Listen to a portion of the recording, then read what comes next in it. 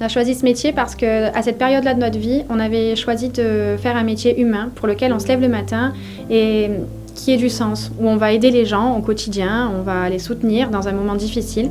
Et on s'est dit que voilà, quoi de mieux que rendre hommage à la vie des gens tout le temps.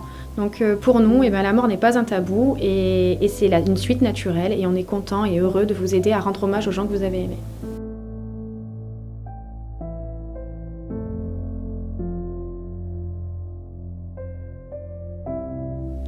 Une journée type, il n'y en a pas dans les pompes funèbres.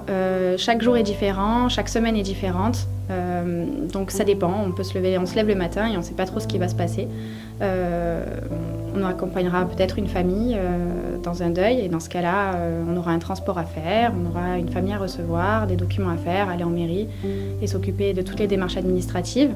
D'autres fois, ce sera de relancer des projets pour de la marbrerie, pour des plaques, pour différents hommages, de la vente d'articles. En fait, on touche à plein de choses différentes au quotidien et aucune journée ne peut se ressembler.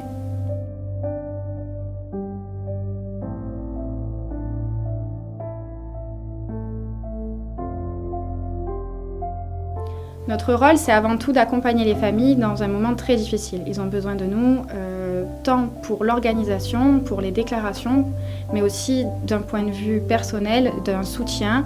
Et c'est ce qui est important pour nous, c'est de soutenir les gens au quotidien. Pendant cette période-là, ça dure juste le temps du moment du décès jusqu'à la crémation ou à l'inhumation de la personne. Et pendant tous ces jours-là, on est là au quotidien avec eux, à les accompagner et à les soutenir.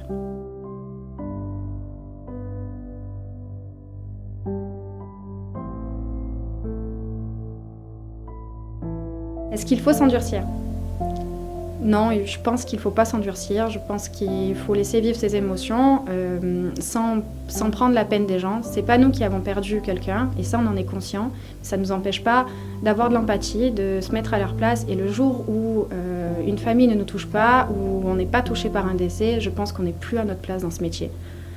Voilà, chaque dossier, chaque personne, chaque famille nous touche à sa manière. Chacune des personnes restera en nous quelque part et on partage quelque chose de fort à chaque fois. Et si on était endurci, je pense que les hommages qu'on rend et le travail qu'on fait ne seraient pas le même.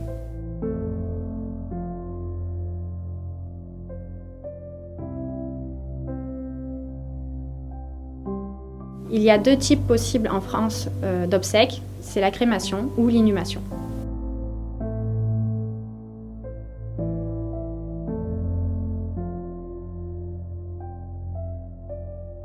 Pour une crémation, on choisit des cercueils en pin ou en peuplier qui sont tout aussi qualitatifs que ceux qui sont pour l'inhumation, tout aussi jolis. L'organisation se passe exactement de la même manière. On peut quand même passer à l'église, on peut quand même faire le même type de cérémonie, simplement à la suite, au lieu d'aller au cimetière pour procéder à une inhumation, on va au crématorium, où là on est accueilli dans un endroit où l'on peut faire une cérémonie laïque, un peu plus personnalisée, avec, on peut mettre des musiques également comme à l'église, mais faire défiler des photos, faire plein de choses. Ça permet d'avoir un temps de recueillement, alors ou dans l'intimité ou dans une grande salle. Et à la suite, on n'assiste pas à la crémation. On s'en va et la crémation a lieu.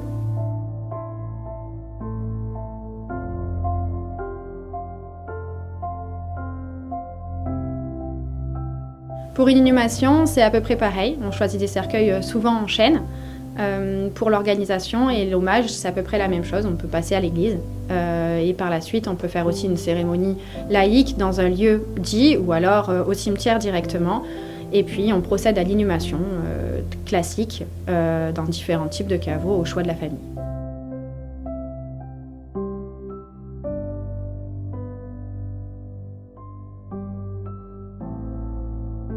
Lorsque l'on perd quelqu'un, on court directement dans une pompe funèbre.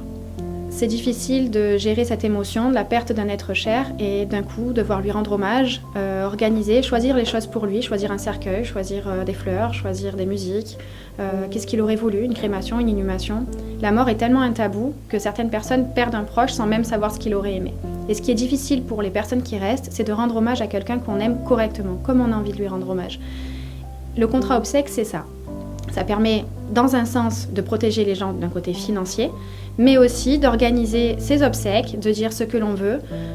Et ça, c'est très important pour les familles. Alors, On peut passer dans une pompe funèbre, souscrire un contrat, on peut laisser aussi ses volontés dans une pompe funèbre, mais on peut aussi parler à ses proches sans tabou de tout ça, parce que le jour où ça arrive, ça permet tellement d'être beaucoup plus apaisé, de savoir ce que voulait la personne et de savoir qu'on lui rend hommage correctement et comme elle aurait voulu.